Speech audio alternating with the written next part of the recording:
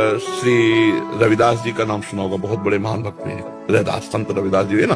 तो काशी के ब्राह्मणों ने विरोध किया, इनको पूजा नहीं करनी चाहिए, ठाकुर जी की पूजा करने का इनको अधिकार नहीं। तो बादशाह अन्य धर्मावलंबी था, तुरंत बुलाए गए रविदास जी, ब्राह्मणों की ऐसे पंक्ति बैठी और उनसे कहा कि आप ठाकुर सेवा क्यों करते हो? उनका हमारे ठाकुर वो करवाना चाहते इसलिए ठाकुर सेवा करते हैं। तो ब्राह्मणों ने कहा तुम मतलब शास्त्र विरुद्ध तुम आचरण करते हो और राज्य में बहुत बड़ा अनर्थ हो जाएगा। तो वो अपने भाषा से समझाया। तो उन्होंने कहा हमारे ठाकुर जी जब चाहते हैं तो हम ठाकुर सेवा करते हैं, अगर वो मना कर दें तो मैं कभी सेवा न करूं। बोले अब उनकी नजर में तो विग्रह हैं, तो ठाकुर जी कैसे? तो बोले तुम्हारी बात समझ में कैसे आएगी कि तुम्हारे लिए ठाकुर जी राजी है सेवा के लिए?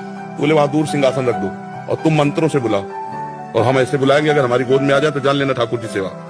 तो जो ठाकुर रविदास जी के थे वो सिंहासन में से दूर रखे गए, उन्होंने शुरू किया मंत्र, कुछ नहीं, और भाव में भरकर कहा प्रभु जे ही ऐसे कहा तो सिंहासन ऐसे जैसे उड़ के आए ना, छाती से लग कर तुम अन्यथा कर तुम भगवान।